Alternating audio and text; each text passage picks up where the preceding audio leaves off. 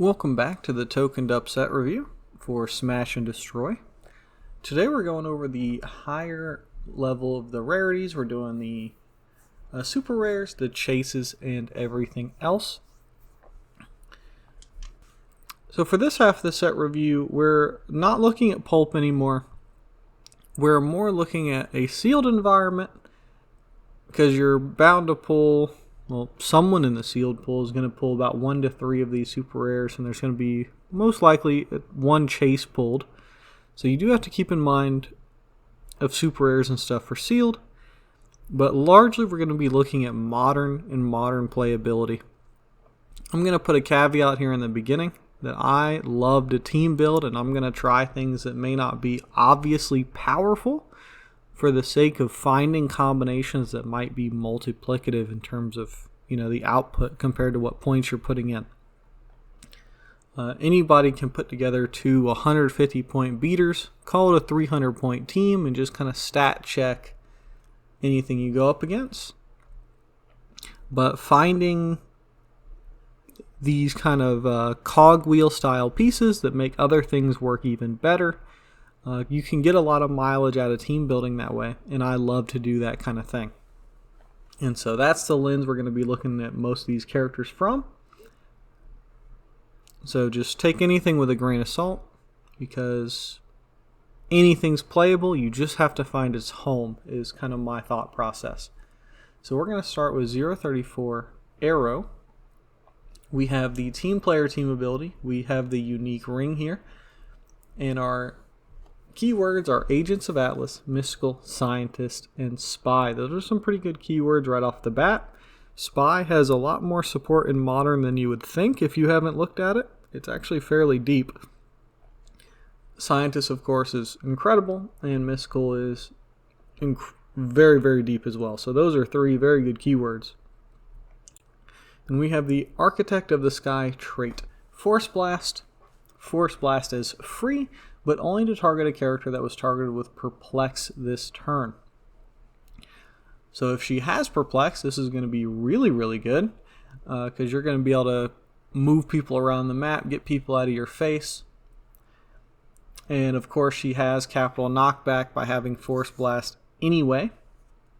And then when Arrow uses Force Blast, she may choose the direction of the knockback. That sounds like just kind of tack on text, but I'm imagining what's going to happen here is if you have a ranged attacker, like let's say Hawkeye and Hawkeye, then you can perplex down the Caveman Wally or the Diana or the anyone that just runs into their face and tries to base that character to do a lot of damage. You can perplex down that character's attack or defense. Now you can Force Blast as free, get them off your main attacker, and you can even choose what direction they go in. So really good kind of bodyguard style ability there. Really great for creating space. And when I see the Scientist keyword on that ability, I'm immediately thinking Prime Iron Man. That has been my pet project for a while, and being able to guarantee the person goes back in the right direction for you to get that direct line of fire you need could be incredibly helpful. So let's look at the second trait, Aerokinesis. Carry 2, free. Move a friendly character within range that can use flight or that shares a keyword with Arrow 1 square. They automatically break away. That is incredible. Especially the carry 2 for free. We already have flight. I see we've got sidestep and improve movement character, so you can't tie down Arrow. She's getting out of dodge. This is a really nice piece to help ranged attackers. And if you are a melee attacker that shares the keyword with Arrow, you are getting that 1 square movement. Important to note here, she is Scientist, which means she does combo with Spot. And Spot is able to switch places with the Spot anytime he moves, and that's lowercase. And so this free Aerokinesis, as long as you're within 5 range of Spot, you're able to give him that 1 free move, which allows him to combo even further. A very complicated piece, and this adds another dimension to him if you can fit him on the same team. So what powers do we actually have? We've already decided this character is good. We haven't even looked at the powers yet. So we're 45 points. Great. I see below 50. I'm already excited, especially if we already know the character is good. 5 range double bolts. Also great. No improved targeting of any kind. I do love to see improved targeting on TK pieces just because it helps really maneuver the map, but that's fine. We can live without it. We have 7 speed sidestep. With a taxi piece, that's incredible. I love free movement on a taxi piece. 11 attack TK. Fantastic. The difference between a 10 and an 11 attack on TK pieces is massive. I love to TK objects and hit people with them. You've got a phone booth, I'm going to hit you with it, get it off the field. Your equipment drops on the ground, I'm going to hit you with it, get my free points for the equipment. An 11 attack makes a world of difference on a TK piece. 18 defense with senses. We've got team players, so we can copy Spider-Man, we can copy Wonder Woman. That's going to be a 4 through 6 most of the time on any normal team build. That's solid. And then we've got our special damage power called Winds of Change, Perplex, and Prob.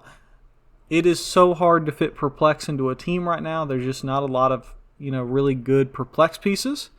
This will fit that bill 100%. Plus probability control is always good.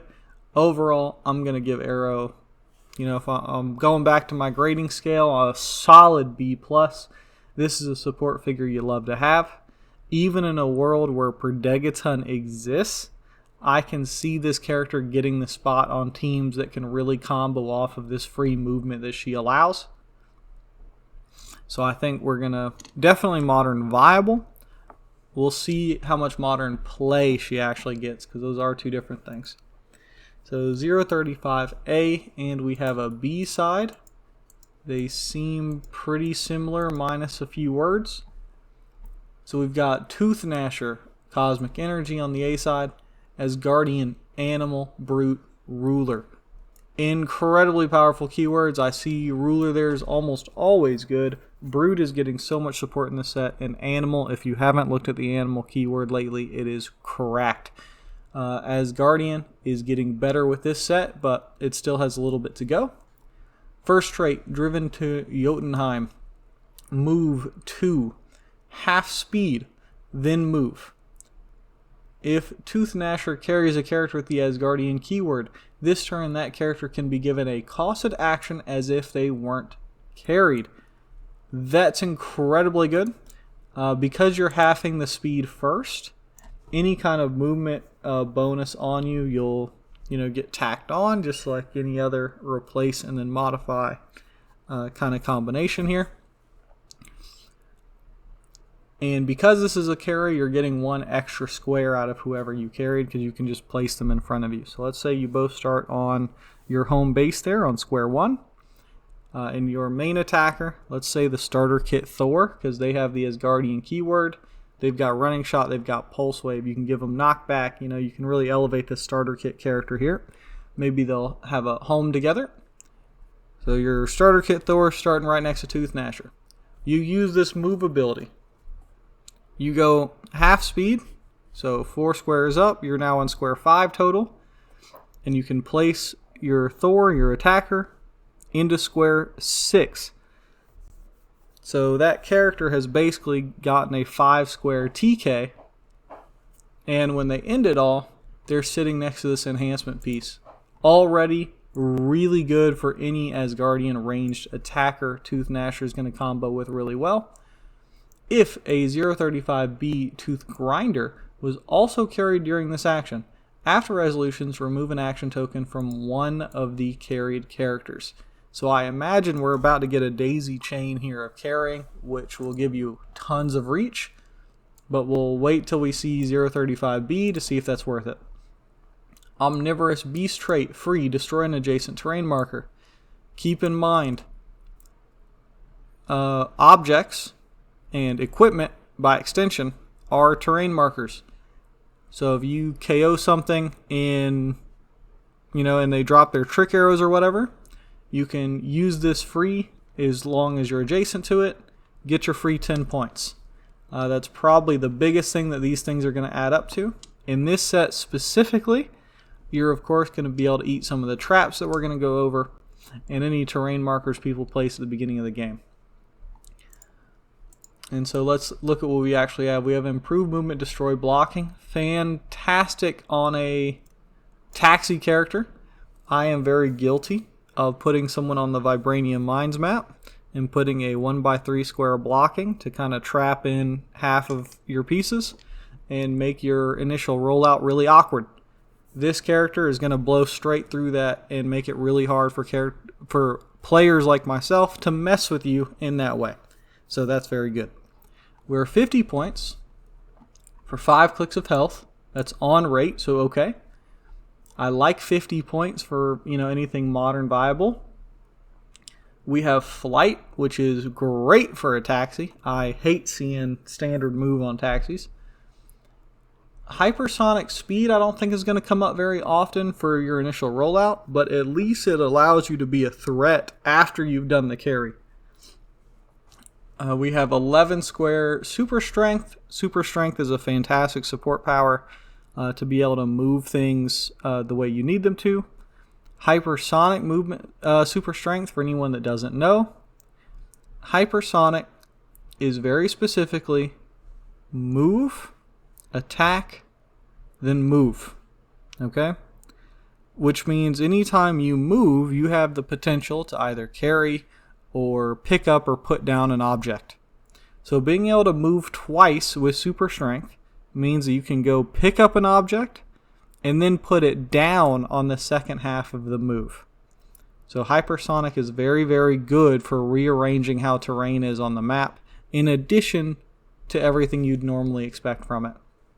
Keep in mind, we do not have improved movement characters. So if you do go hypersonic, you get a cheeky little punch in with Tooth Gnasher, you are going to have to break away to get out. We have 18 toughness here, and then we have 3 enhancement, and then we end up getting knocked down to support. As soon as I see this here, 2 to 3 damage, we get knocked to support. I'm immediately thinking the one shot that allows you to use regen is free, and then another character has to take the damage. This might be a very good character for that because you take 2 to 3 damage, so 2/3 of the rolls you're going to get with regen, and suddenly you're now on support, and you can power action support with this character to get even more healing. So that might be a pretty good combo for people trying to play Asgardian pieces. And then I see a stop click down here, which I also love to see on supports. Stop regeneration. Okay. Not fantastic, but not bad. When this click is revealed, you may choose an adjacent friendly character. If you do, KO Tooth Gnasher and heal the chosen character 3 clicks and remove any action tokens from them. That is incredibly solid to, really keep your main attacker up and kicking. This is a fantastic ability here, and you'd be able to self-trigger it because all it cares about is this click being revealed. So even if you click past it, this still happens. So let's check out the B side. So Tooth Grinder. We have Seeking Jotunheim versus Driven to Jotunheim. We have the same move, 2, half speed. By the way, they share all of the same keywords. They're both power cosmic. In fact, their dials are also identical, which makes sense. They're twins. If Tooth Grinder carries a character with the Asgardian keyword, this turn that character can be given a costed action as if they were not carried. If 035A Tooth Gnasher was also carried during this action, after resolutions, give an action token to an adjacent opposing character. So Tooth Gnasher removes an action token from one of the people that were carried. Tooth Grinder gives an action token to someone adjacent. Okay, so slightly different there, but still good. We have the Headbutts trait, free, knock back an adjacent opposing character. Really good. And then our stop click is the exact same. Everything else is identical. So what I'm seeing here is a very basic combo that these two are supposed to be using together, and that is one of the two people you carry should be the other goat. Okay? And because they both have the Asgardian keyword, they can both still use a standard move after they've been carried. So whichever one you want to carry first, let's say it's more important to you to remove an action token, or you want to place the action token of whichever one you want to do second, doesn't matter. So one goat will carry the other goat and carry your Asgardian attacker. You're going to go up like we said. We're going to place them on square 5. And then the second goat from square 5 is going to go 4 more squares, carrying the other two. So now we're on square 9. And we're going to place the two characters in front of us again to square 10. Depending on which one you carried first, maybe you'll be able to give an action token to someone you land against. So if you do the first move with Tooth Gnasher, great. Second movement, you do a Tooth Grinder. So you end with Tooth Grinder and your main attacker next to an opposing character. You can then free Headbutt to knock that character back out of the way. And then you've got your main attacker sitting right next to 2 enhancement pieces on square like 11 down the board. So these two together give you a lot of movement. They are expensive because that's 100 points for 2 taxis. But they combo really well together. They combo incredibly well with Asgardians and gives the Asgardian keyword a lot of mobility that they wouldn't have otherwise. Because keep in mind, you could also split these up. So you could have Tooth Gnasher carrying 2 other Asgardians and Tooth Grinder carrying a separate 2 Asgardians. And so now your whole team has incredible mobility and everyone is still able to act without any problems. The only thing you miss by keeping these two separated is the second half of this first trait here, removing action tokens or assigning action tokens. So this could be a really good thing to keep onto Asgardians, and this enhancement just makes them that much more powerful. Overall, if someone decides to play these two, it's largely going to depend on if you have the Asgardian keyword to make use of this taxi ability. Because as is for 50 points, are these worth it without the synergy? Maybe Tooth Grinder, just because this headbutt's really good. But not really. They kind of fall just below the mark if you're not including the synergy. Which brings us to 036, Constrictor. We have the Masters of Evil team ability. We have the Frightful 4, Masters of Evil, Shield, 6-pack, Armor, Assassin, Spy for keywords. Pretty good keywords. Anytime I see the Assassin keyword, I get excited. I'm waiting for the day that Assassin has that critical mass of characters that suddenly just makes them good. Right now they're fringe at best. Armor's kind of in that same way. There's a lot of good high-end armor pieces. Not a ton of good low-end or support pieces for that keyword. Shield's kind of in the middle of that. But like I said before, Spy's pretty good. We've got the trait Bionic Cables, Giant Reach 3. I'm already impressed.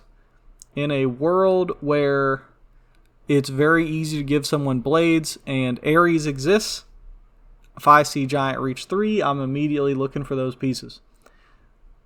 So we've got 60 points for 8 clicks. So we're above right there, which is good. We've got 3 range, double bolts, 8 speed with charge, already good. And then we have 11 attack for this Crushing Coils special attack power. When Constrictor hits, after resolutions, give each hit opposing character an action token. Then, deal them damage equal to the number of action tokens they have. Now, there's a subset of characters that have very specific abilities to this. I'm thinking of the new 2x2 Mr. Freeze. I'm thinking of Dream. I'm thinking of the Prime, I think it's Man Thing from Next Phase, the black and white one, where you deal increased damage based on the number of action tokens with poison.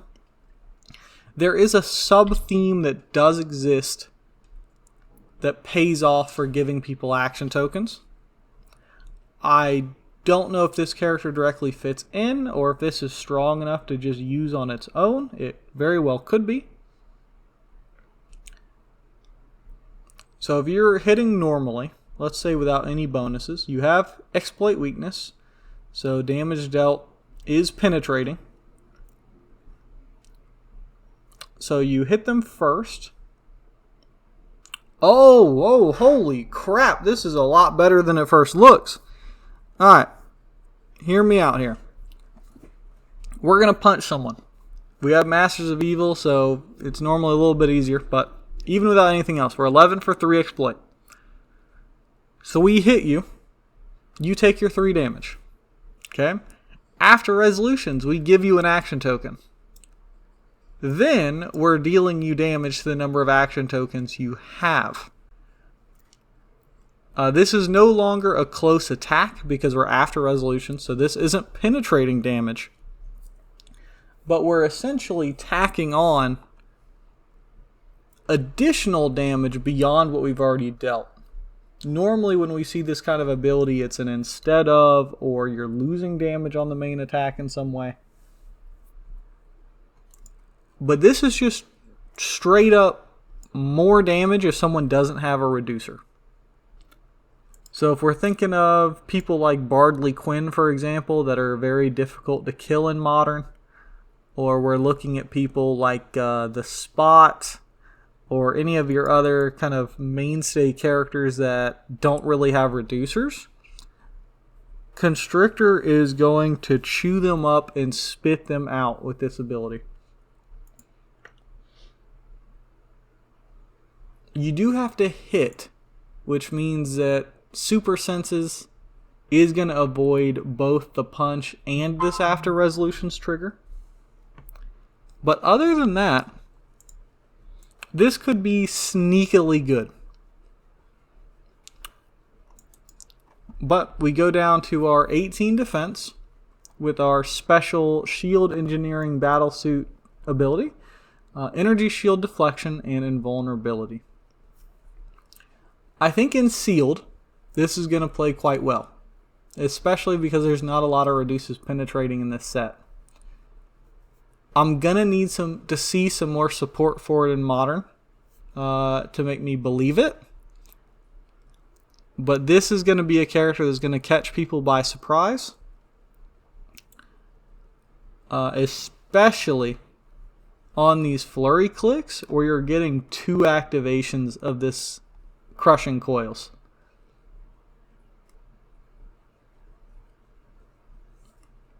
So this does have potential to be built with. 60 points is a little bit more than I'd like to see for this character, but maybe the 8 clicks with health makes it worth it. So this might be a character to kind of keep in mind or build around. I'd have to see this one on the map to really be sold either way. But we're going to 037A, the Harpy. We've got AIM, Hulkbuster's Brute, Monster. We have no active traits here, but we have 2 starting lines, 80 and 50. Both of them are slightly below rate at 7 clicks of health and then 4 clicks of health respectively. We have 4 range. We do have flight. And at the 80-point starting line, we have the carry off the Hulk speed power. We have hypersonic speed. When Harpy uses it, after resolutions, you may place a character she hit adjacent to her. So we have a kidnapping ability where we're going to hypersonic punch, finish the hypersonic movement. Now we've resolved, and so now someone she hit is going to be placed anywhere adjacent to her. So if you're trying to get someone back to your team, you could place them 1 square closer to your team. With no improved movement, that's a little bit rough. Because like I said, if you are punching with hypersonic, you are going to have to break away. And with only 4 range, this means that you're going to be able to move any part of your speed your range isn't going to be cut in half, so you're going to have 2 range to use, and then the rest of your speed. Okay, let's see what the rest of it is. We've got 11 attack, super strength, 18 invuln, and then 4 damage. Printed 4 damage is nice. You don't see that very often. And we keep this power set for 3 clicks. So while we have our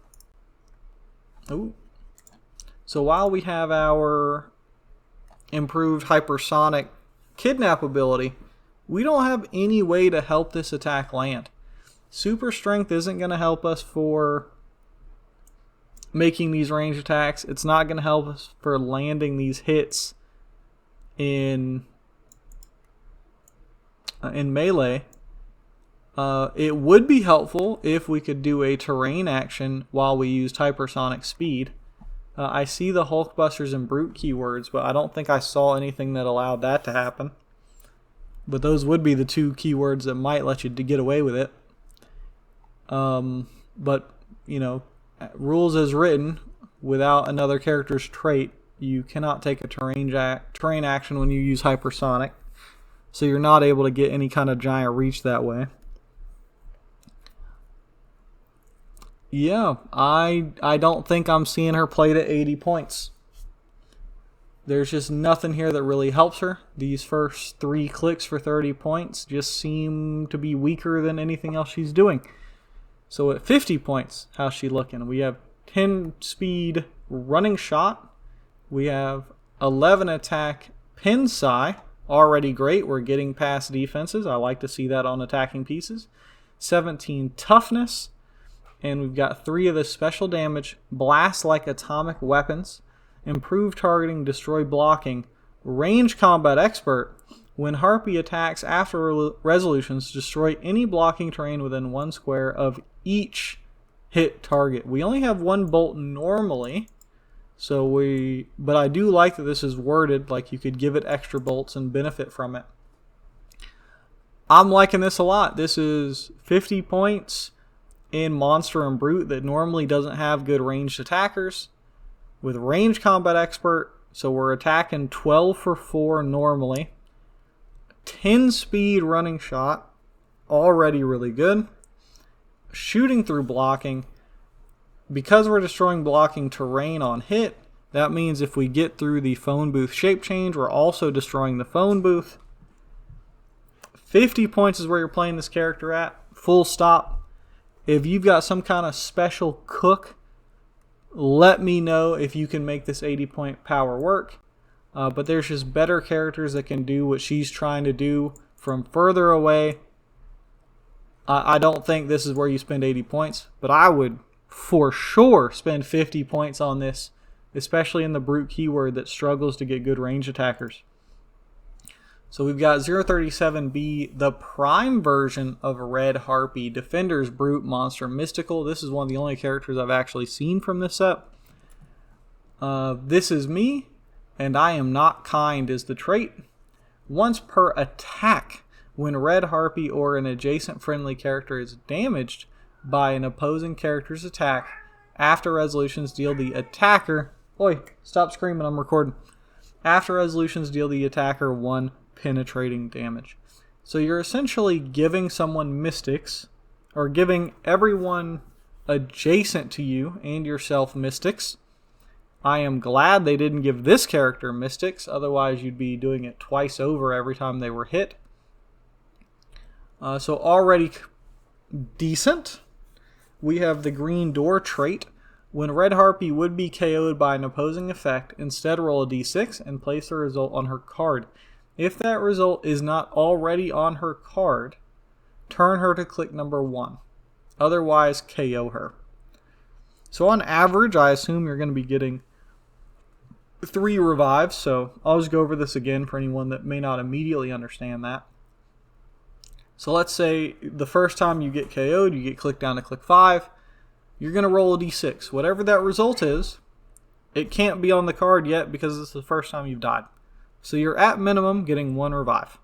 Okay? You've got now a 6 on the card. The next time you die, you roll a d6 again. You've got a 1 in 6 chance of your character actually dying right now. Otherwise, let's say you rolled a 5, you now have a 5 on the card. 2 dice are on the card. The next time you die, same thing. We're going to roll that die, and now we have 1 in 3 chances that we're going to be KO'd here. So starting to not look great, but we rolled a 4, thankfully. So now we have a 4, 5, and 6 on the card.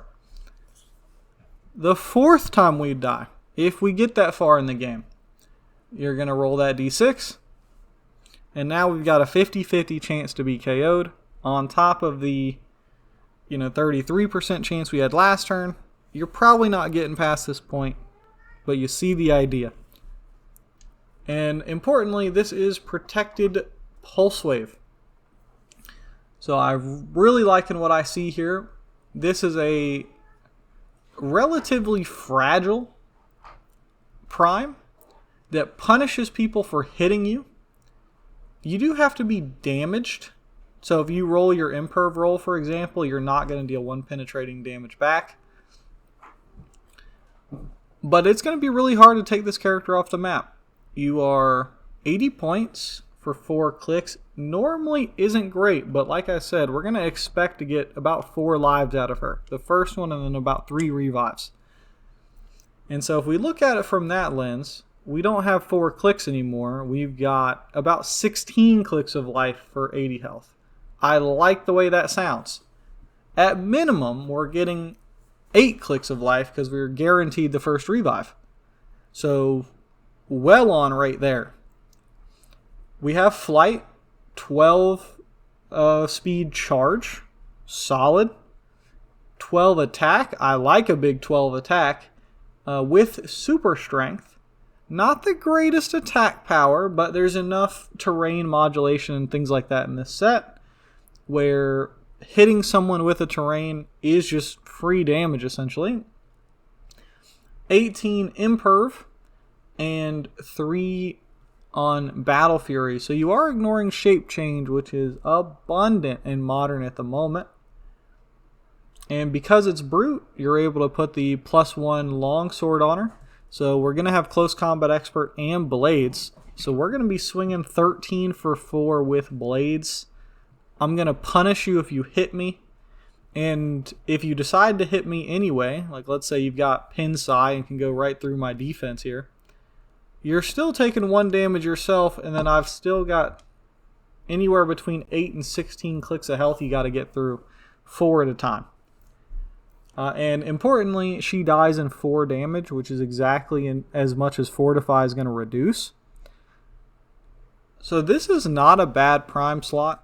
I wasn't incredibly happy with it when I first saw it, but now that I'm going over it one step by step, this could be an incredibly tenacious monster that repeatedly returns to the battlefield. You can't get rid of her.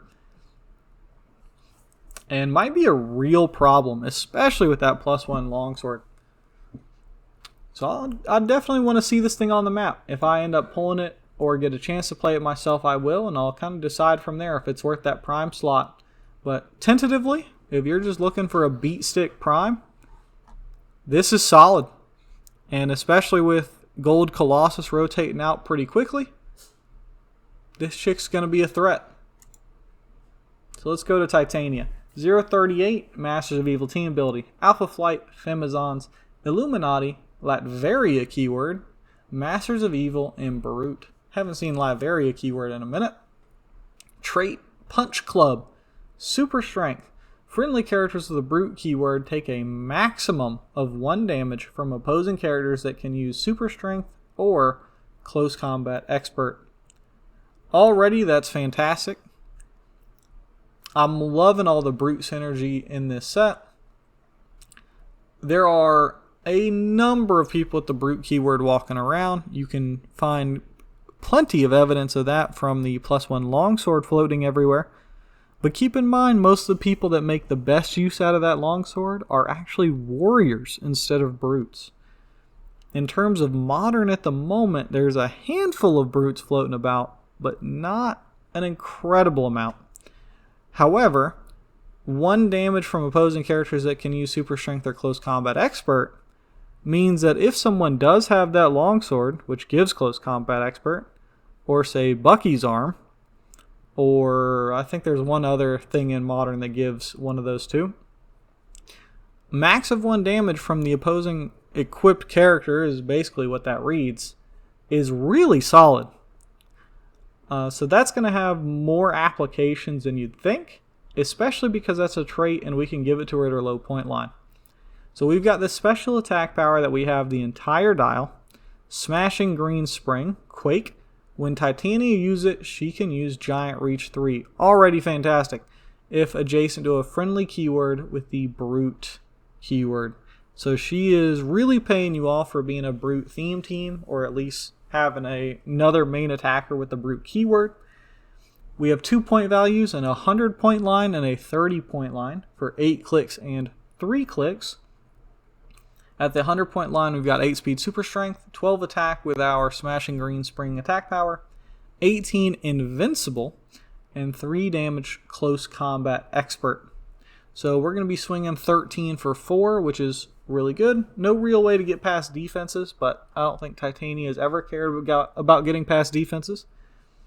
At the 30 point line, which is probably where she's going to see the most play on any kind of Brute team, or if you just have another Brute main attacker and you just have 30 points to make them that much more powerful, Titania is a fantastic pick for it.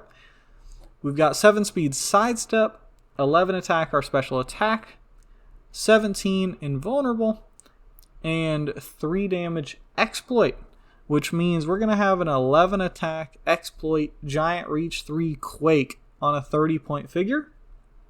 That's pretty freaking solid. I'm really liking this 30 point line. I think the 100 point line is way too expensive for her really not doing a whole heck of a lot over just punching someone. But in sealed, I am windmill slamming her at the 100 point line if I don't have another main attacker. And I'm going to laugh my way all the way to the bank, as I just don't take damage from anything in this set. This is a silver bullet to the set she's coming out of, basically. And I love to see it. And also, because she's Brute, if you pull her in sealed, either of the rare characters that give you Brute's protection from range attacks, actually they're uncommon, so they could even come in the same pack. Quicksand and D-Cell both give her defenses against range attackers that may not have the Brute keyword. So 100% a sealed bomb. And then some meta applications if you're playing her at the 30 point line.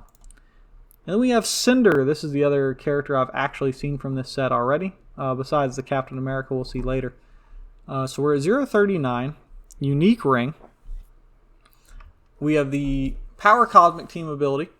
And for keywords, we have Asgardian, Monster, Politician, and Ruler. Politician keyword is not one you see very often. And then the Everything Burns trait. Poison.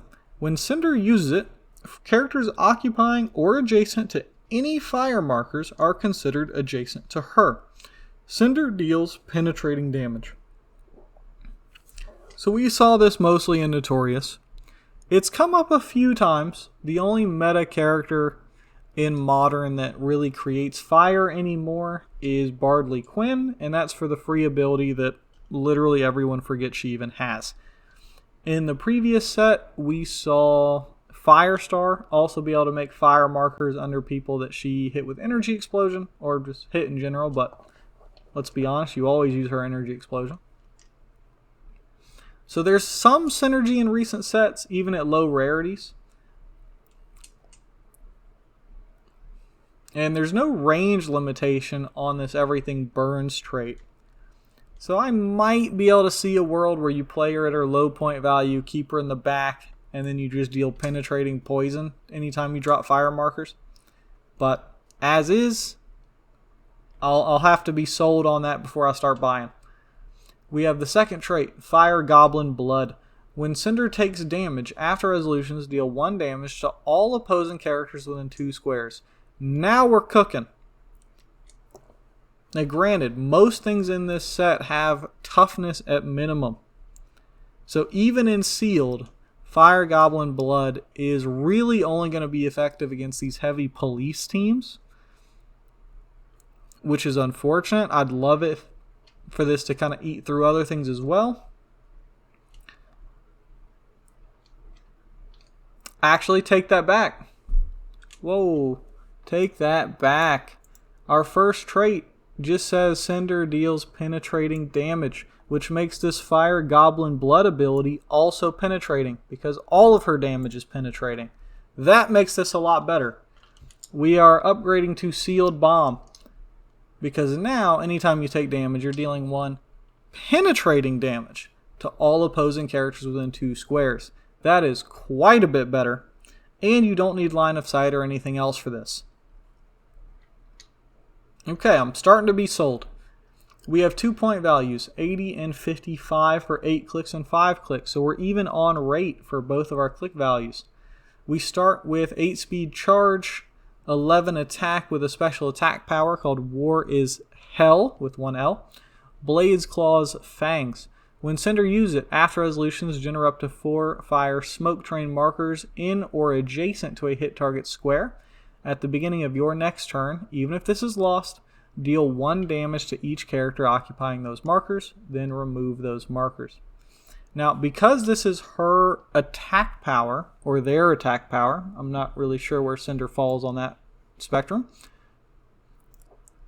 Because this is Cinder's attack power, this still deals penetrating damage, unlike most fire markers in the game. So any fire terrain that she creates isn't going to be soaked by anything short of invincible. And then we have 18 invulnerable and 4 damage leadership. We are giant and we do have 4 range. So this is charge, giant reach 2 because of our giant size. We've got 6 square reach by ourselves just with that. And once we're in, we can start using this poison ability, because at the beginning of our next turn is when this fire drops. So that first turn when you run in and hit people and create fire, you don't ever have time to use the poison because you've already moved, unfortunately. At the 55 point line, which starts on click 4, we've got 6 speed charge, so quite a bit worse, 10 attack, considerably worse, 17 invuln, 3 damage, and we've already lost that leadership. By the time we get down dial, we eventually gain Battle Fury and Flurry and Blades. And we've got a really weird 2 clicks of energy explosion on clicks 5 and 6. So we've got some good things happening here. We've also got some not as good things happening.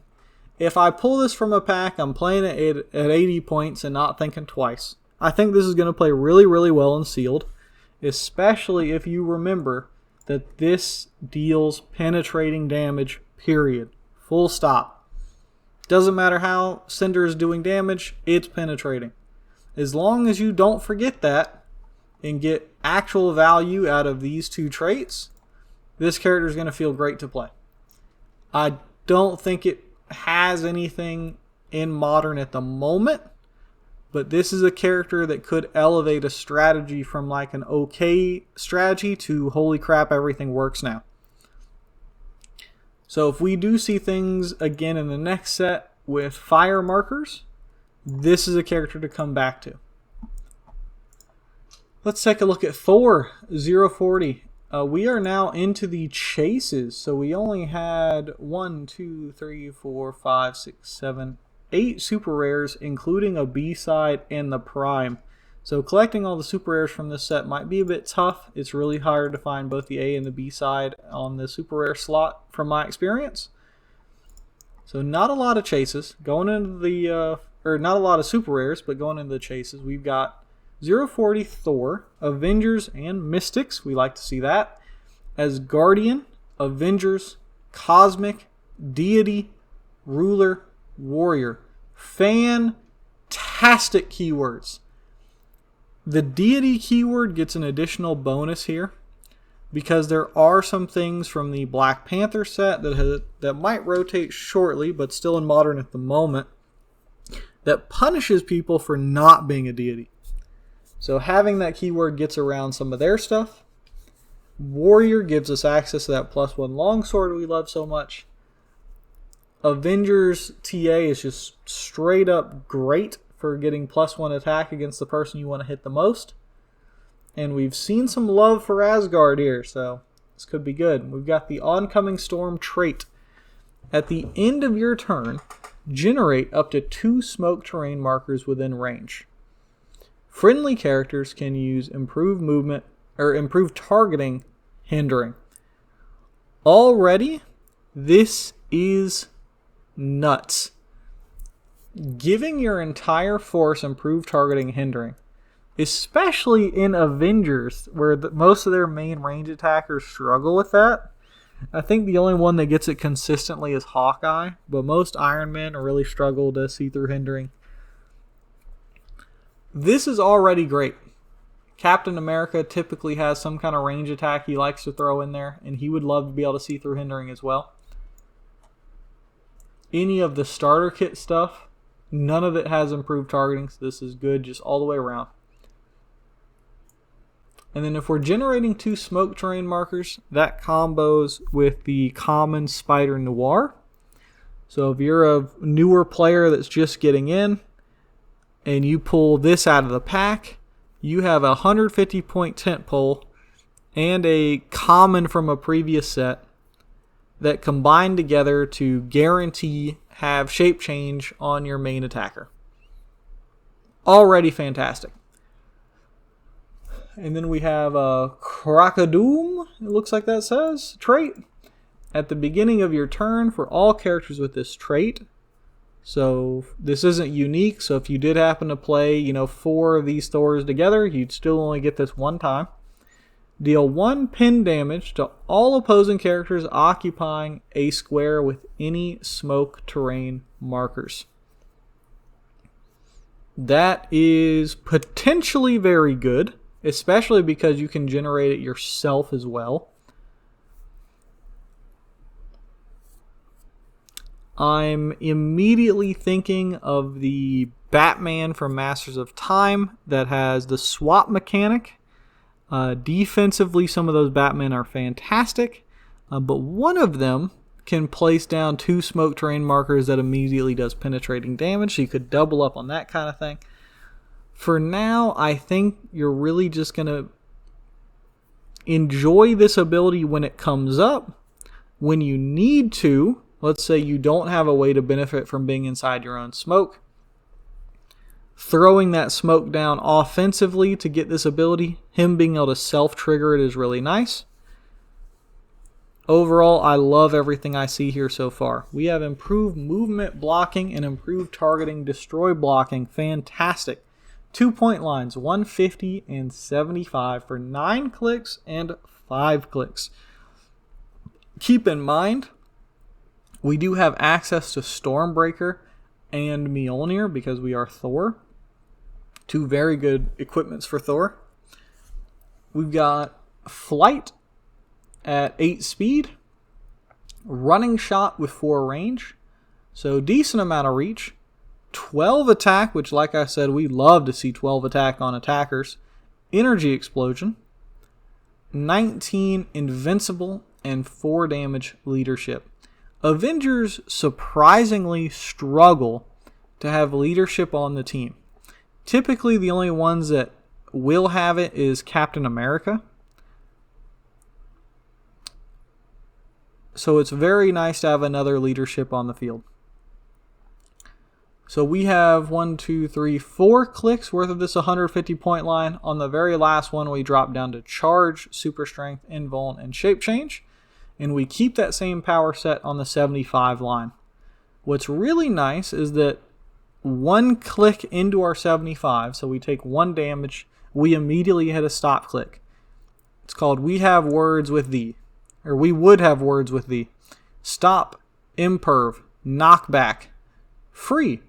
Once per game, choose an opposing character within 6 squares.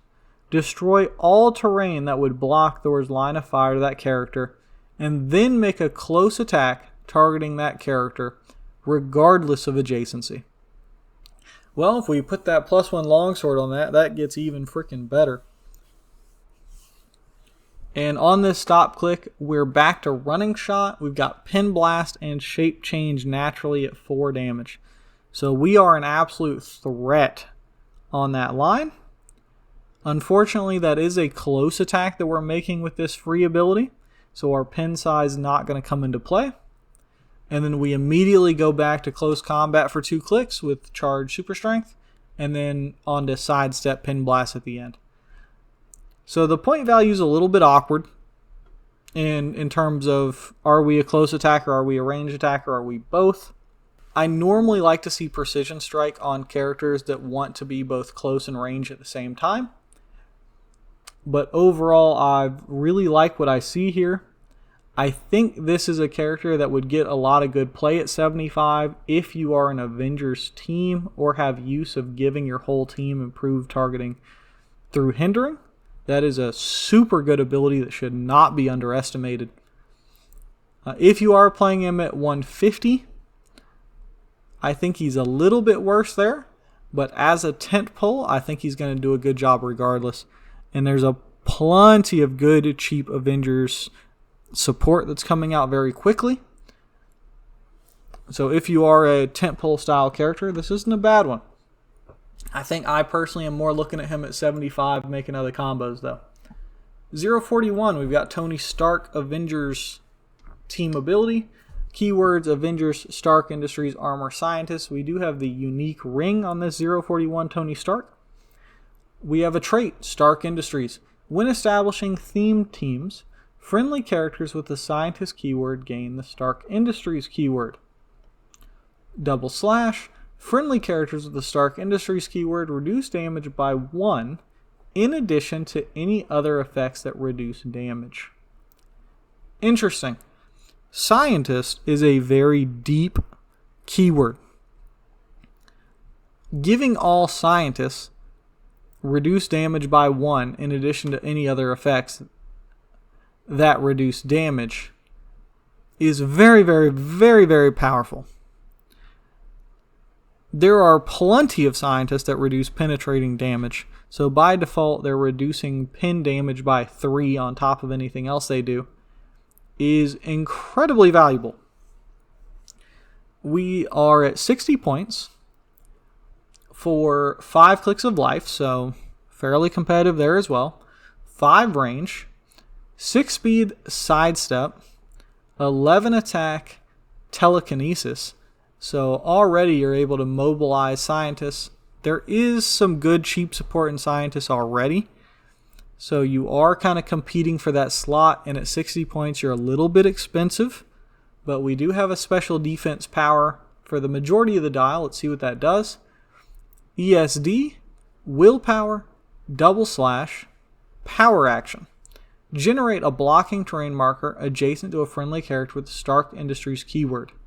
Until your next turn, that character can use Force Blast, Impervious, and has a minimum range of 4. Wow. Okay, so we're giving... So we can only give it to one person at a time. It says a friendly character with the Stark Industries keyword. And until your next turn, that character can use Force Blast. So we get knockback. We get Imperv.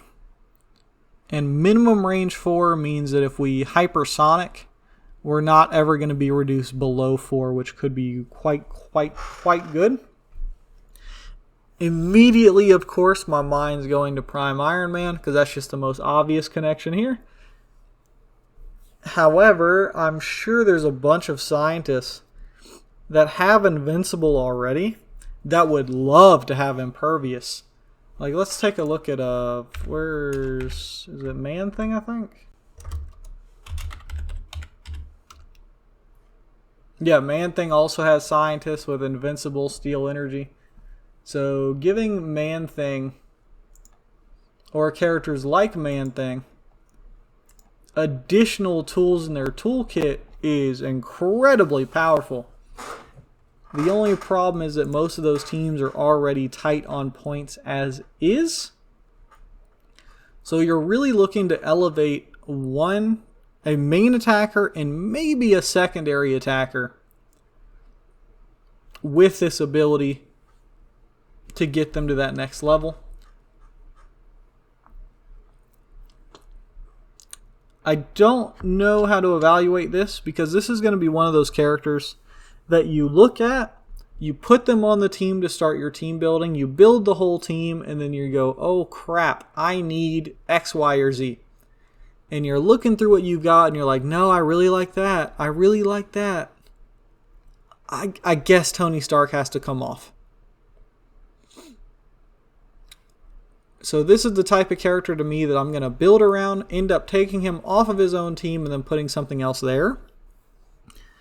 But there's just enough tools in the toolkit here, reducing damage by 1 across the entire team, elevating one character to having knockback and a chance to reduce damage.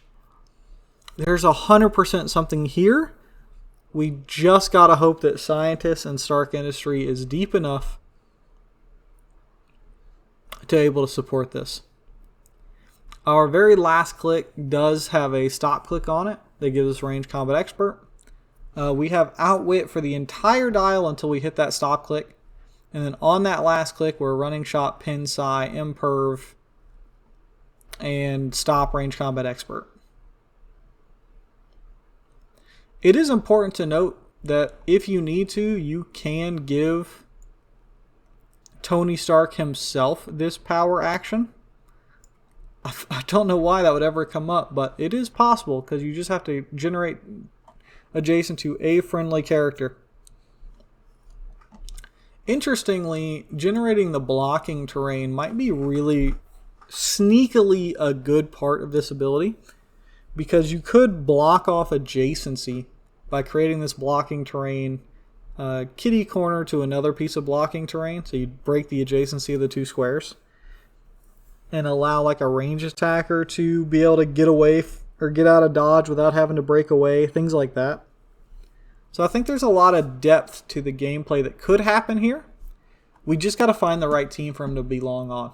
A mix of Scientist and Tony Stark. 042, we have the Hulk, Defenders, Brute, Monster, Scientist. With the Defenders team ability, I like that they're putting that in a lot more. We have the Boundless Gamma Might trait. Free action. Choose 2. Hulk can use the chosen effects until your next turn. So we're getting 2 out of these next 4 abilities. Hulk takes a max of 2 damage from attacks. Okay, solid. Power Cosmic. Even better. I would love to not be outwitted. Free, make a close attack. Or free, heal Hulk 1 click. So without actually seeing this behemoth in game, who does have the Scientist keyword, by the way, for Tony Stark, we are, and the Brute and Monster keywords for the +1 longsword, or the Brute keyword. I'm thinking that you are choosing free, make a close attack 90% of the time. And then likely either choosing Power Cosmic if you're worried about being outwitted, because you only have 1 defense power that I can see.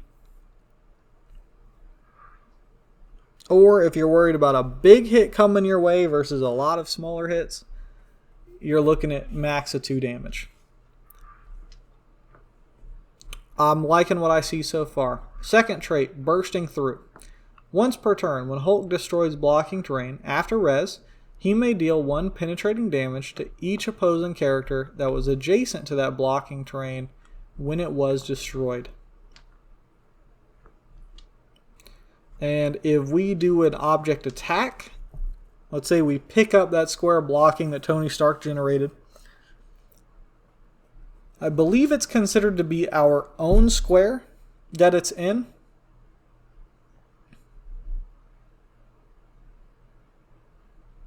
So it'd be anyone next to us if we break a blocking terrain over someone's head, if I understand that rules interaction correctly.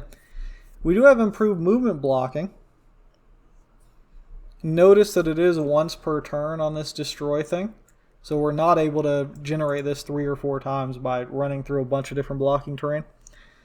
We are 150 points for 10 clicks. So another big Avenger, big tentpole character.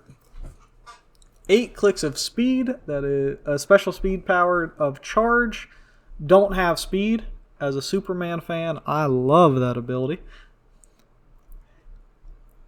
And we've got 12 attack super strength. 19 defense invincible. We are giant, which I like to see for the Hulk. I hate when they make them standard size. And 4 damage of just no naked damage there. We are giant, so we're not actually going to be able to equip our beautiful +1 longsword onto this guy, which is unfortunate. On click 5, we kind of drop down into a second half of the dial situation. We lose our special speed and gain just charge, so we are losing about 4 squares over each total because we're not able to go our full speed anymore. And then we drop down from invincible to imperv, and then go from no damage power here to battle fury. And then we gain flurry on the last 3 clicks.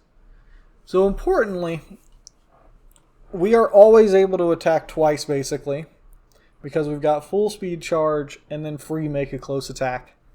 And when we get down to the flurry clicks, we're still able to attack twice for flurry and then free make a close attack for a 3rd attack on the turn. For a 150 point figure, you want to be attacking that many times, especially with these big 12 and 11 and even a 13 attack. You don't see that printed number very often. At the very end of the dial there. I like Hulk. This is really just a great version of a meatball character that's just going to go in, smash. If you can kill him, power to you. But I'm going to make you go through my whole dial. I have the potential to heal. I've got the potential to reduce damage. I've got giant willpower, so I'm going to be hitting every turn. I feel like this Hulk is going to feel like a great Hulk while you're playing it. The character doesn't have a lot of depth to it, but it's a Hulk. That's kind of what we expect, right? It is interesting that it does combo with this Tony Stark because we do have the scientist keyword on Hulk, which means you could also give him impervious if you end up playing the pair together and really leaning into this huge tentpole here. But I imagine that's going to be fringe or at your local tables on a Monday night. Someone's going to drop this on you, and you're just going to look at it and go, "That's freaking ridiculous." But we're going to go to 043 Captain America. We do have the unique ring here. And we've got our Minions of Doom team ability. Not something I would expect on Cap, but this would explain it. Battle World Other, Warbound, Animal, Soldier, Warrior for keywords. Now I understand. We've got Battle World going on. We have a trait called the Killiseum. At the beginning of the game, generate an arena marker 4 squares away from all map edges. Generate an arena marker 4 squares away from all map edges. So I'm assuming this marker is one single square. Then destroying all blocking terrain within 2 squares of the arena marker. Okay. Characters score 10 victory points when they KO a character within 2 squares of the arena marker. So you're choosing a point on the map, and then within 2 squares means 2 squares in any direction. So 1, 2, the arena itself, and then 2 on either side. So it's 5 by 5 is going to be the kind of fighting area. If you're within that 5 by 5 zone, characters are going to score 10 victory points when they KO a character Okay, that's really solid. Characters not within that 5x5 zone. So your arena marker is basically the exact middle of the arena. And anything within 2 squares ends up making the whole zone. Characters not within 2 squares of the arena marker modify attack and damage -2 when attacking characters within 2 squares of the arena marker. Alright, so if you're outside the club, you can't hate on people inside the club. Them's the rules. Protected Pulse Wave. So let's break this down a little bit. We've already identified that the arena is 5 squares by 5 squares, and the marker is in the middle. It's important to note that this marker is not a terrain marker. It is not hindering, it's not blocking, which means you cannot destroy this arena with Quake. You cannot destroy this marker in any way. It is just a marker. The 10 victory points when they KO a character within 2 squares of the marker. Which means if your target is in the marker and you KO it from outside the marker, you're still getting these points. And this isn't restricted to your own force. This doesn't say friendly characters, this just says characters. So your opponent also gets this benefit. Now, the last half here, characters not within 2 squares, so you're hitting from outside, modify attack and damage -2. So any other than normal damage effects will ignore this damage modification.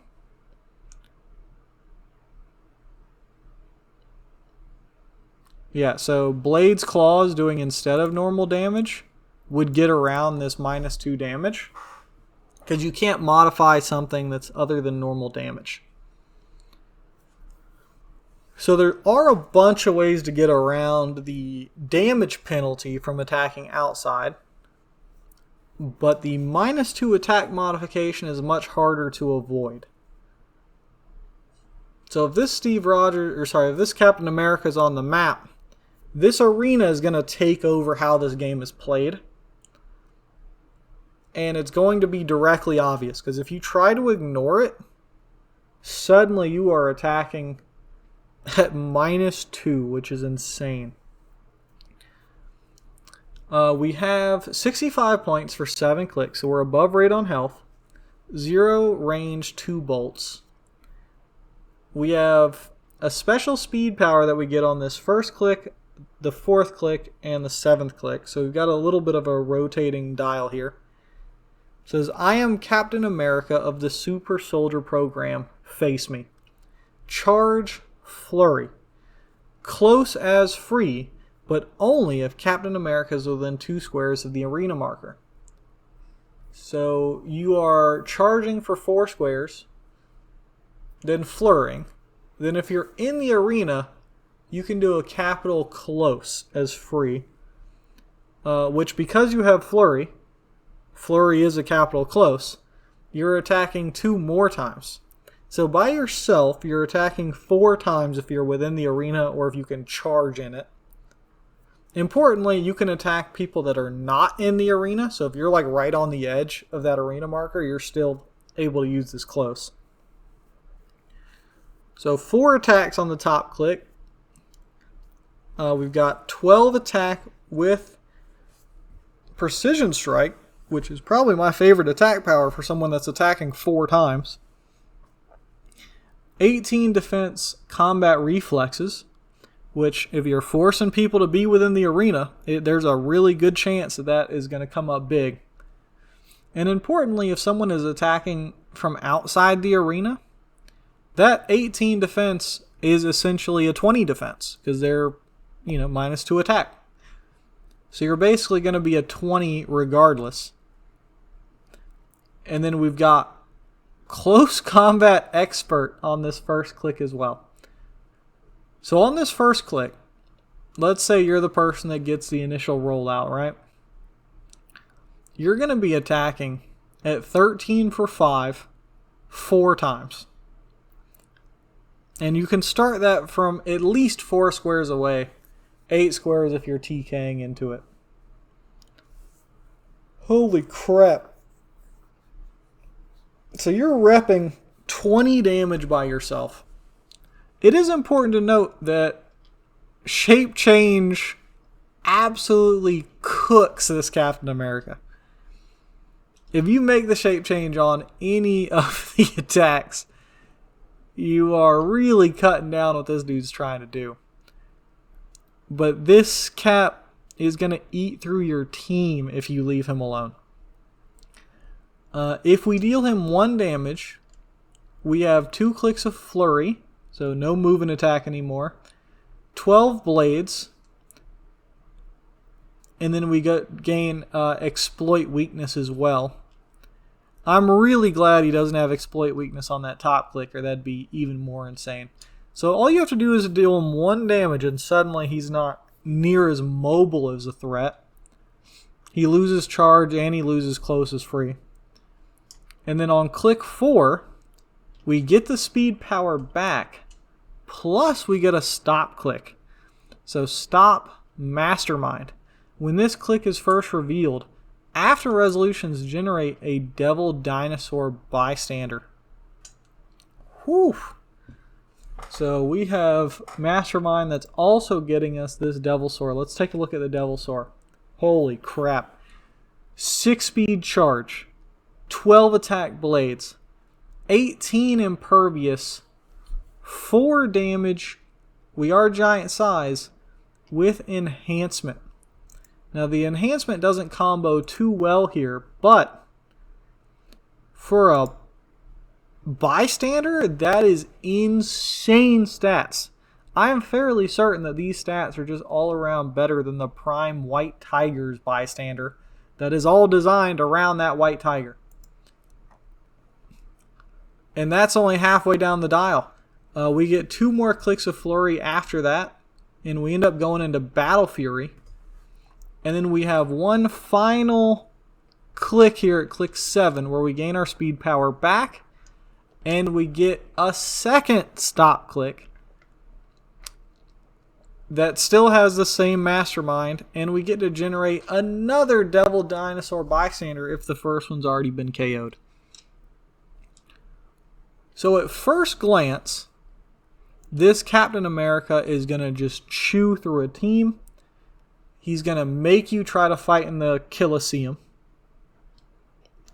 Now, importantly, if this Captain America dies, the negative effects for fighting from outside the arena go away. You no longer score the extra victory points in the Colosseum. And scoring the points only matters for KOing a character. So this Devil Dinosaur is worth 10 points if you kill it within the arena. There's no reducer on this stop click, so normally the way you would get around that is with knockback damage. But the problem is that this Colosseum destroys all blocking terrain within that 5x5 square, which means it's going to be really hard to find something to knock this Captain America back into to avoid the stop. So this is a really well-designed set of powers to be able to work together.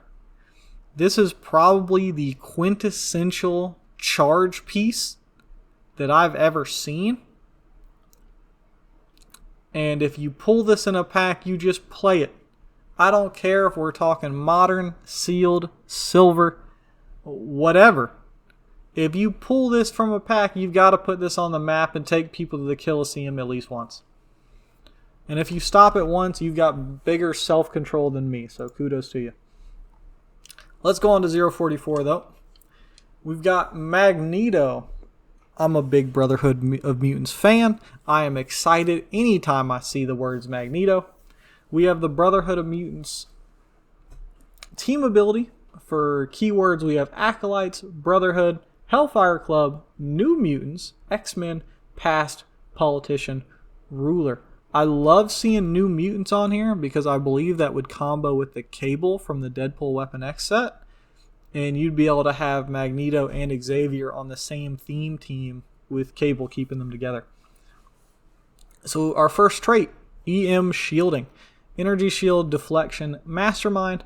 When Magneto hits after resolutions, give each hit character that's equipped or holding a terrain marker an action token. Let me read that again because I think my mind just went to jelly as soon as I started reading that. Energy Shield Deflection plus Mastermind. 2 very, very good powers. When Magneto hits after res, give each hit character that's equipped or holding a terrain marker an action token. Okay, so really solid. We're just tacking on action tokens, slowing down the game.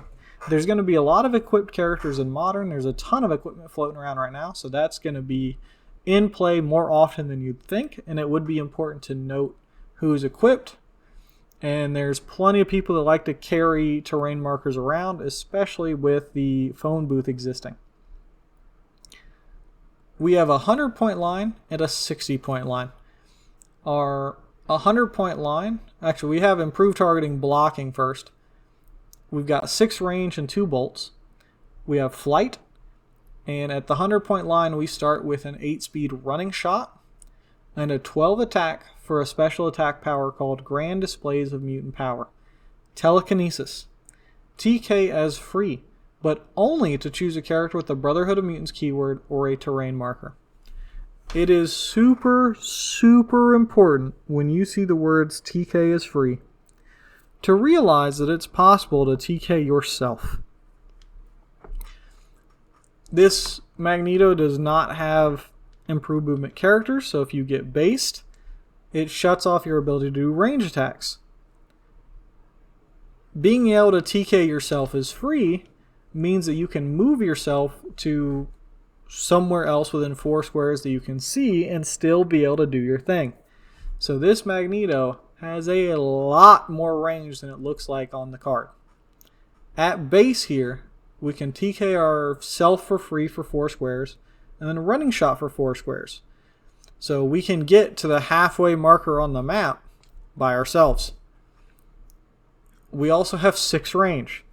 So if we're on square 8, shooting for 6, we're hitting square 14 by ourselves with no other help for 1 action. Not to mention, if someone else TKs us first, we can then TK ourselves, and then we have that same range. So with one other person to TK us, we've got full map range. The other thing that we can do is we can running shot first, do our damage, then TK ourselves back to safety. So you can slingshot yourself with this Magneto on the dial, nothing special added yet. So I'm already really liking what I see. Someone who's very positionally minded will make fantastic use of this. Importantly, you can also TK a terrain marker for free. So if you need to, you can running shot, do your damage, grab a terrain marker, and then slam it into someone for free as well for essentially a free terrain attack. So you're getting not only extra movement, you're getting extra damage, and it's up to you to decide when's the best time to use either one. We then go on to 18 Invincible and 4 damage for a special power called Magnetic Personality. Leadership. When Magneto uses it and succeeds this turn, he can use Mind Control as free. Wow, so we are Mind Controlling as free, we're TKing as free, and we're double bolt 6 range, 12 for 4 as well. Already that's incredible. I don't think there's an equipment at the moment that is giving range combat expert or anything like that. But he is a standard size character, so we can put whatever equipment on him we want. This is a great candidate for the destroyer armor or the goblin glider, things like that we can really augment this attack power with. So I'm really liking what I see at the 100-point line. We have these special powers for 2 clicks, and then we drop down to Running Shot, Pulse Wave, Range Combat Expert. Then our 60-point starting line starts on click 4. I don't know if I said it, but the 100 points is 9 clicks of health, 60 point is 6, so we're on rate there for health. We still get the special attack power at the lower line, but we don't get the special damage. We have Range Combat Expert instead.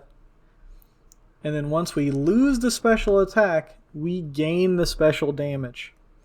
And on the very last click we lose both, we go back down to Pulse Wave. So this is a character that I'm really looking to play at that 100-point line. If I'm looking to do all the cool things and really making Magneto a tentpole. But this 60-point line with the free TK and the range combat expert, sure we lose leadership, but we're a really mean attacker that is self-sufficient for 60 points, that's shooting through blocking. I'm really liking him at both point lines. I think this Magneto is going to be quite a threat. Loving what I see there. Alright, we've got the big Juggernaut. 045 points, Brotherhood of Mutant, and X-Men team abilities. Brotherhood of Mutants, X-Men, Armor, Brute, Mystical, Warrior. Anytime we see Brute and Warrior, we know we got +1 Longsword. Trait, Unstoppables. Juggernaut. This is a number of Unstoppables traits we've gotten. So I wonder if they're going to make something to kind of tie all those together. Impervious, but succeeds on 4 through 6 imperv. Holy crap. Friendly characters within 4 squares have Safeguard Outwit. Holy crap. That is super powerful. That's insane, actually. All friendly characters within 4 squares have Safeguard Outwit. No line of fire needed. Nothing. Just 4 squares from Jugs and you're safe. Limitless Power from Sidorak is the other trait. If Juggernaut would take penetrating damage, he takes 1 unavoidable damage instead. If Juggernaut can't heal, and his combat values can't be modified... Whoa, one more time. Juggernaut cannot heal, and his combat values can't be modified by opposing characters of less points than himself. Wow. So he's got 4 through 6 imperv, and if you deal him penetrating damage, he ignores it all and takes 1 unavoidable instead. And because this is an instead trigger, you're not taking damage from the person who hits you, which means most things that trigger knockback also don't happen. Because you're not taking damage from the person, you're doing this to yourself. So very important distinction to note here. That does matter. We have improved movement, destroy blocking, and characters. I love to see both on Jugs. 225 points for 11 clicks of life. So we're at about half the rate you'd expect for that amount of points. But that's very, very common for these high point value characters. And then for 145 points, we're getting 8 clicks of life. That's a little bit of a harder pill to swallow, but let's see where we're at. We start with our special speed power, which is called New Unstoppable Armor. Power action, move. After resolutions, make a close attack targeting all opposing characters Juggernaut move through, regardless of adjacency. That's why we needed this improved movement characters. Instead of normal damage, hit characters are dealt 3 damage and are knocked back in the direction of your choice. Wow. Wow, wow, wow, wow, wow. So we are moving 9 squares on this power action through blocking, through characters, and wherever we finish the movement, we are hitting every person we went through. So if we stop right in front of someone, they are not going to be hit. That makes that a little bit weaker. Not a lot weaker, just a little bit. It means that you have to, like, let's say someone's 9 squares away from you. You can't end your movement inside of another character. Like, I guess Juggernaut could, but in Heroclix you can't do that. So you would have to have at least 1 extra square of movement compared to where that character is if you want to hit someone at the end of your range. You need to go fully through somebody. So this might be a little bit more difficult to use than it looks at first, but however many people you move through, you're dealing 3 damage to all of them. This isn't penetrating or anything, just 3 damage. And knocking back in the direction of your choice. So that's very, very good. I know Juggernaut got his own...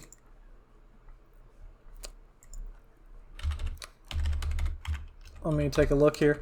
We know in the previous set, Juggernaut ended up getting his own equipment.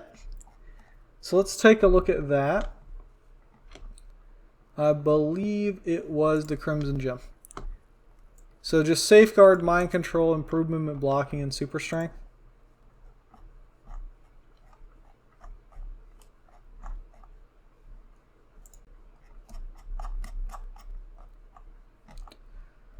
Where's my boy at?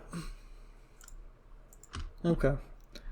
So unfortunately, his Crimson Gem equipment from the previous set isn't doing a lot for this Juggernaut.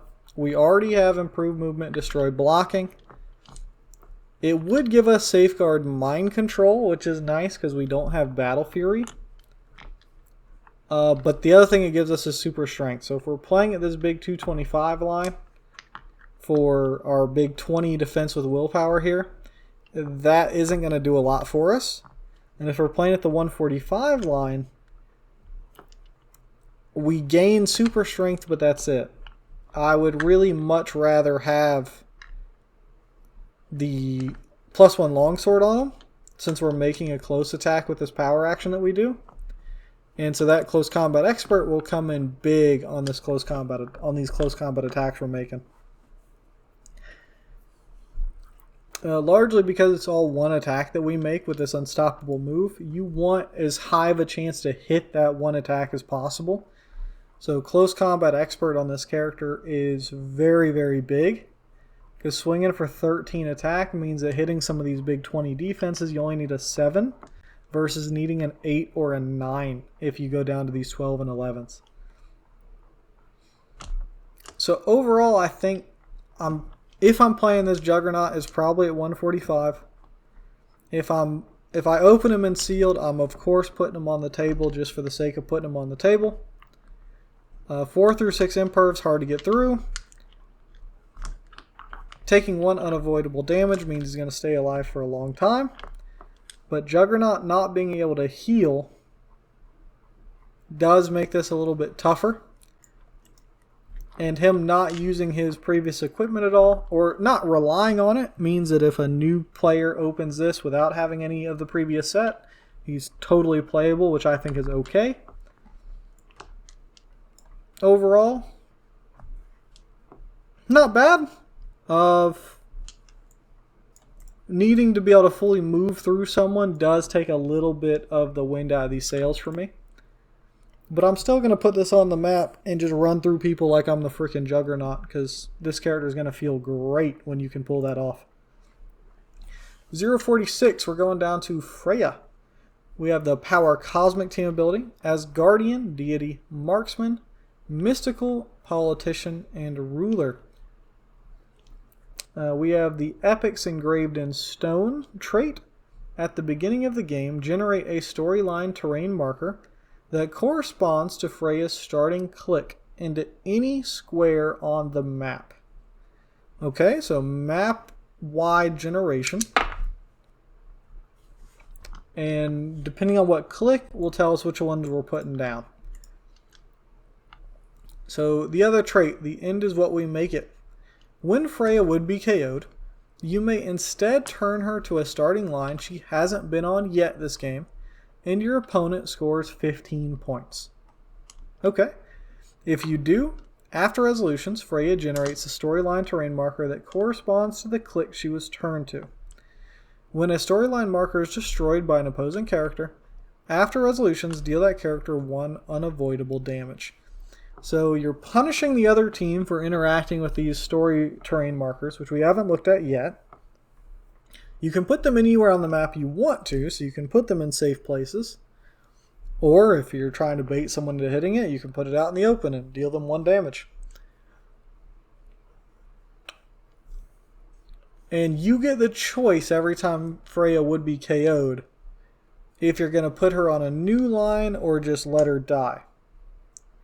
Which I like that it's a choice, because there are definitely some times in games where characters like this, if you bring them back, the other team's just going to farm them for 15 more points, and then they're also going to get 50 points after. So if the other team is lined up to KO Freya multiple times in a turn, because looking at these dials, she's only got 3 clicks of health.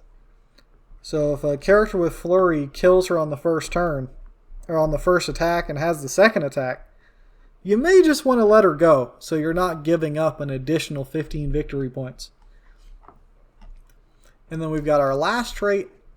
I don't know how to pronounce that. By Cider, I guess. Awaken this ancient power. Probability control. When Freya may use it up to 3 times a turn, but only if she targets characters with the Asgardian keyword. Other characters within range cannot use probability control. So this really elevates the Asgardian keyword quite a bit. You have all your support boiled down into one character, the storyteller kind of character. And let's look at the actual dial. We're 50 points for 3 clicks no matter where we start. Or for 65 points, we're choosing to move her to a new dial. We're getting 6 clicks, a little bit better. For 80 points total, we're getting 9 clicks. So if you are using each of her abilities to go to a different dial, you are going to end up slightly above rate. If the opponent is lined up to really abuse you and kind of take advantage of that, you may just decide to let her go on 3 or on 6, whatever makes the most sense. So we start out on click 1, because I haven't seen anything here that says we can start on a different line, so I think you have to start here on click 1.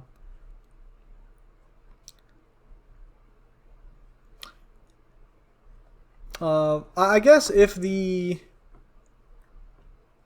No, there's nothing here that says you get to choose, so I'm going to assume we always have click 1 first. Sidestep, 4 range for triple bolts, 12 attack blades, 18 defense barrier, which is really nice. You don't see barrier quite that often. And 3 damage leadership. I really like barrier with Asgard so far. Largely because Arrow that we saw earlier. Oh, Arrow isn't Asgardian. I thought she was. Well, regardless. I like barrier because it's giving Asgard more things to pick up and hit you with. It's allowing you to shield some of your main frontline attackers from range attacks. Maybe you carry Freya up as another character with Tooth Gnasher or Grinder, and you barrier in the opponent's pieces to really tie them up and make it hard for them to, follow up. Barrier is super useful. We don't have any improved targeting here, so you do need direct line of sight for this triple prob action we've got. But it means that even with just one Asgardian support piece, this is doing all the support that you want it to do. And it's got leadership on it. So already I'm liking what I see. If we die, we've got the chance to revive either on click 5 or on click 9. We'll start with click 5. We get Force Blast, great. 12 attack blades, great. I love my support pieces being able to hit back if they get based. 18 defense super senses. Okay, pretty nice. And 3 damage outwit. Outwit is quite solid, especially on a keyword that doesn't have a lot of support baked in. I don't know if I would prefer that on the first click or not, but being able to choose when you get KO'd if you want to come back with Outwit for like a big crackback, that could be good. So in the scenario I'm envisioning, Freya gets based by a character with Flurry. They hit, you prob, maybe they hit again, maybe they don't. let's say you get a chance to revive, you choose, either click 5 or 9. If you choose to come up on click 5, you now have super senses for this next attack. Or if you know they're not doing penetrating damage, you could come up on click 9 and be able to soak it and guarantee that you survive thanks to the invuln. So you've got a lot of options there if you get based.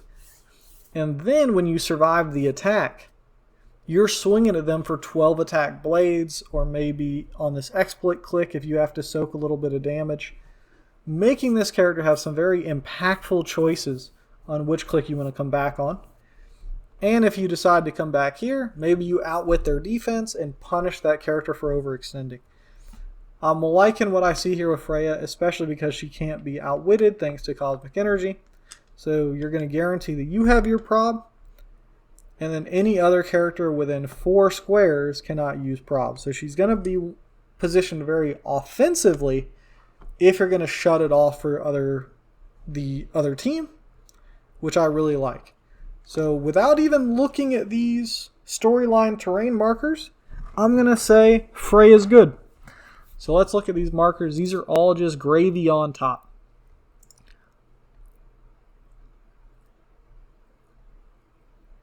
Okay, so we start with Lost Gods for sure.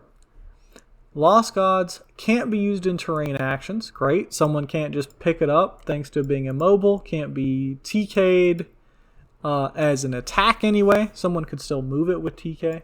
Maybe not because it's immobile. Can't be placed. So wherever you put it, it's staying there. Friendly characters within 4 squares modify attack +1. This is fantastic. Freya not having Perplex on top dial isn't hurting her at all. She's still going to be able to give you that big +1 attack. You just have to place this. Keep this in mind where you place this. So the more games you have on Freya, the more you're going to be able to make sure this is utilized effectively. And then if you decide to come back on... Oh, that was tripping me up because they're so similar. If you decide to come back on that outwit click, you get access to Ragnarok. Again, can't be used in terrain actions and mobile, so you're very safe putting it down. Friendly characters within 4 squares modify defense +1. That is massive because that may help Freya survive if she gets based and needs to survive that next hit. Now she goes up to a 19 defense and has senses. That is very strong. And then War of the Realms here. Same starting effect. And then friendly characters within 4 squares have Safeguard, Opposing Perplex, and Opposing Prob. So even if you can't get Freya to where you need her to be to shut off the opposing probability control, you are creating this massive 4 squares on either side of this terrain marker. So if you put this marker in the middle of the board, you're getting a total of a 9x9 square where your characters cannot be probbed or perplexed by opposing figures. So you can even still use Freya to prob your attack if you need to. So this War of the Realms is very, very strong. And all of these other ones are just as impactful in terms of raw stat bonuses. And what's great is that they all make this big 9x9, like 4 squares plus the blocking and then 4 more squares on the other side. So these terrain markers are affecting essentially the whole map if they're near the middle and the fighting's happening in the middle. If you need to make sure that it's affecting your opponent, you can just put it 4 squares away from their starting zone somewhere, and it's going to affect their entire half of the map. So overall, I think Freya's fantastic. I'm really just looking for one more Asgardian support piece. You know, something with Outwit on the top dial. I don't know if that already exists, but Asgardian may be a very fun keyword to play with. Probably in the same realm that the Kryptonian keyword's in at the moment, where you've got enough things to make a playable team that is solid, but not a lot of options to play with if you take even one step outside of that.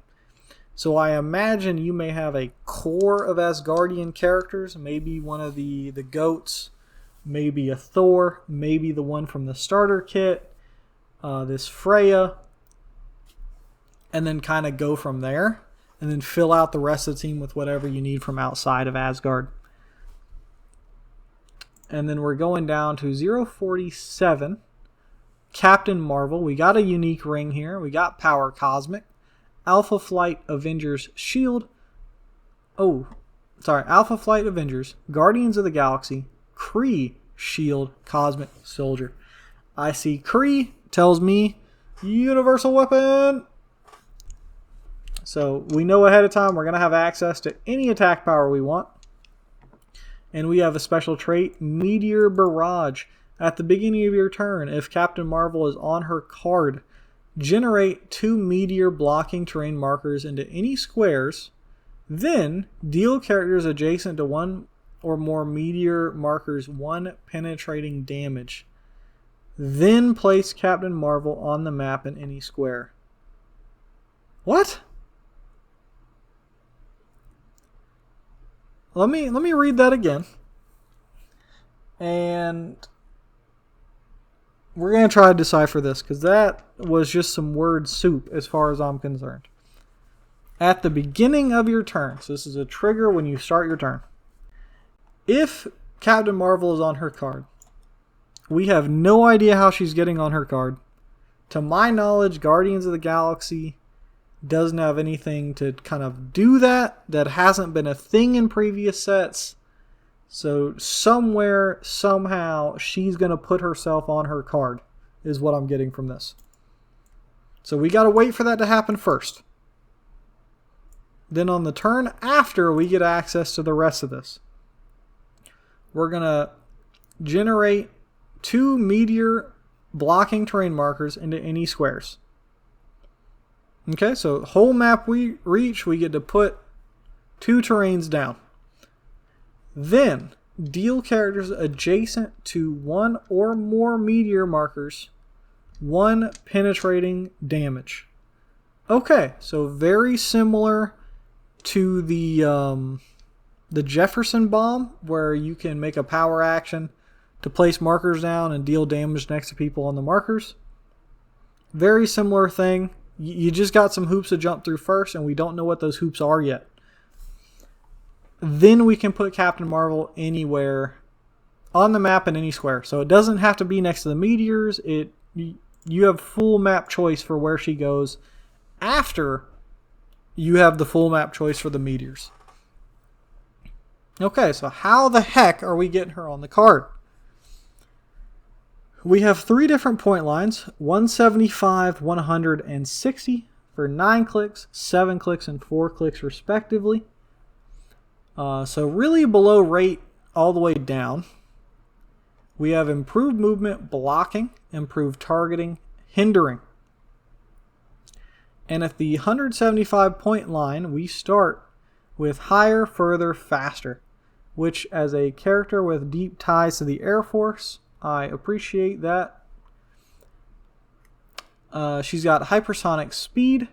When Captain Marvel uses it and hits, after resolution, she can use charge as free.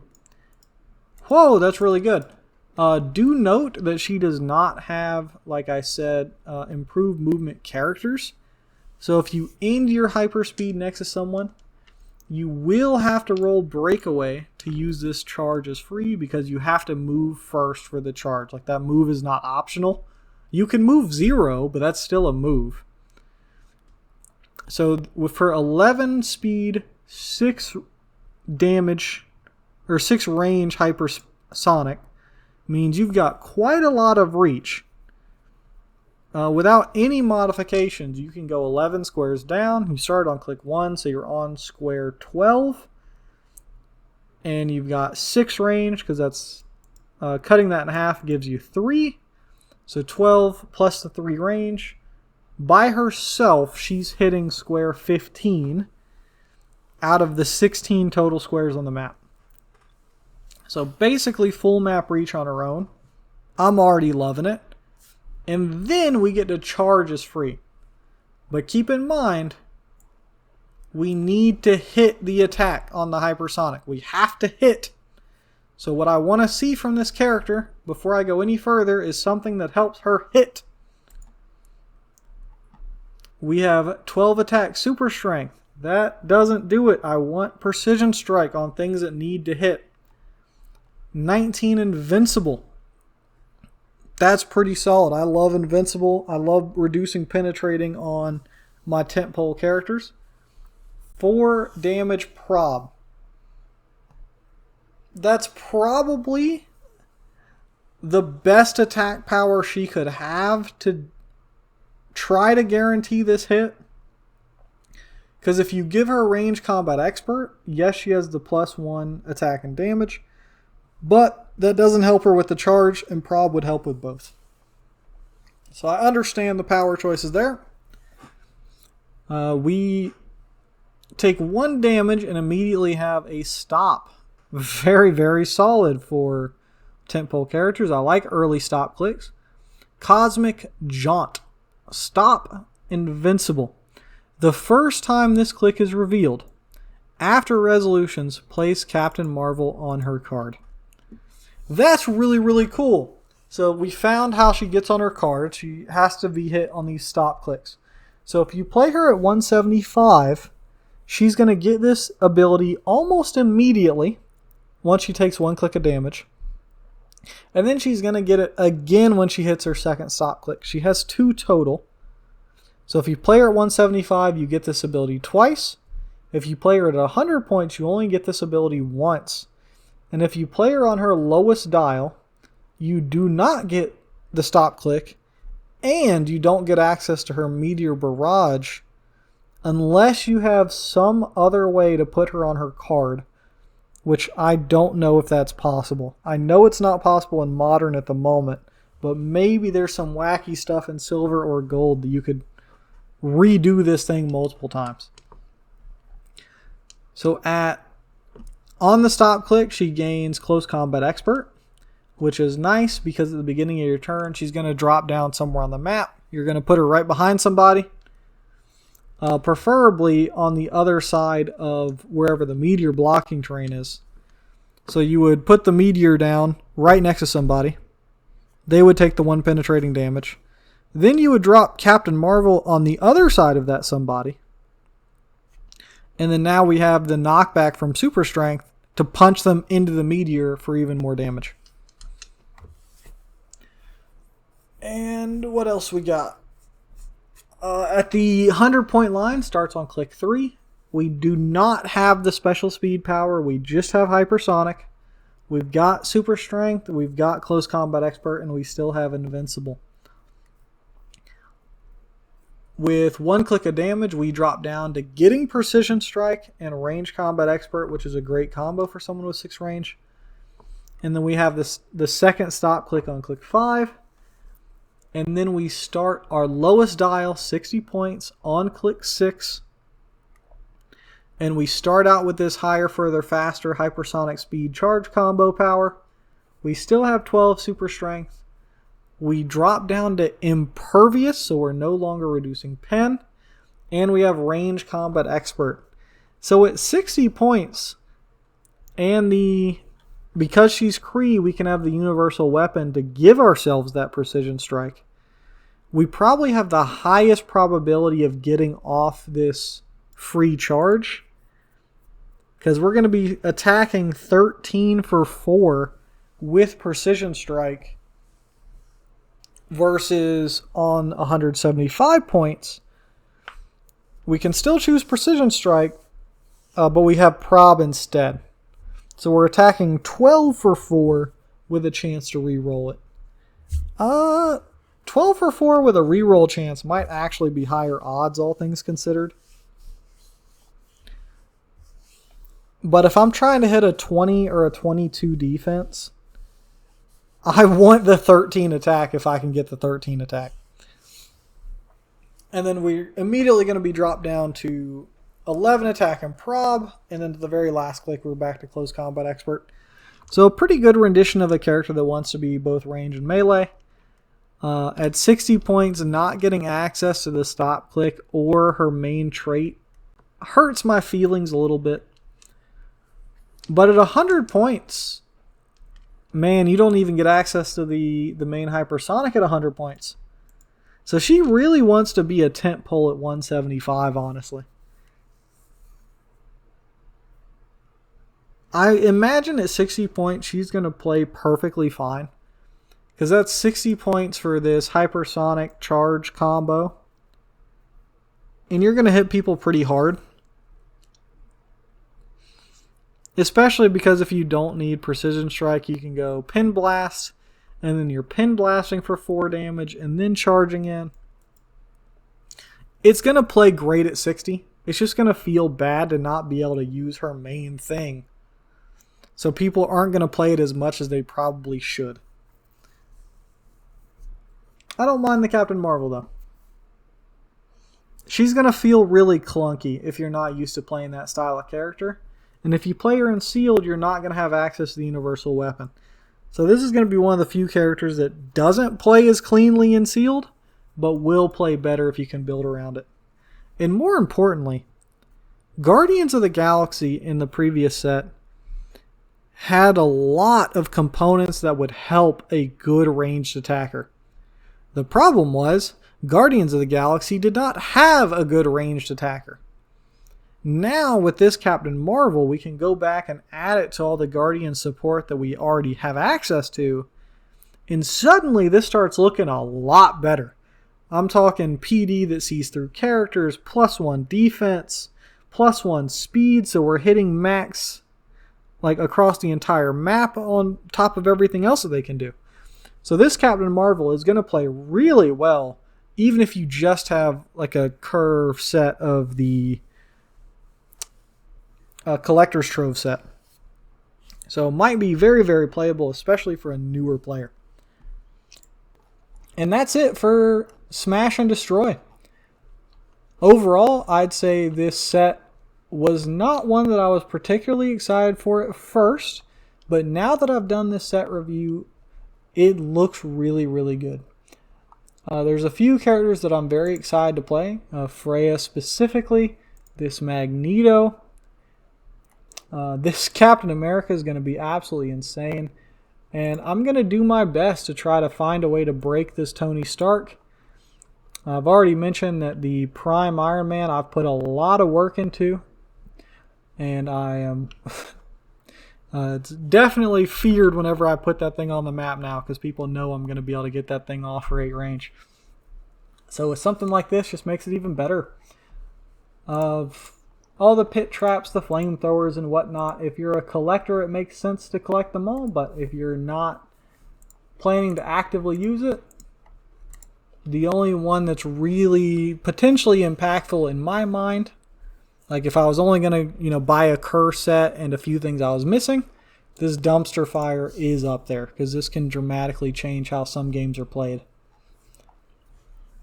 And then for one-shots, if you're an Asgard fan, Heimdall's Sight could really give you an extra ace in the hole.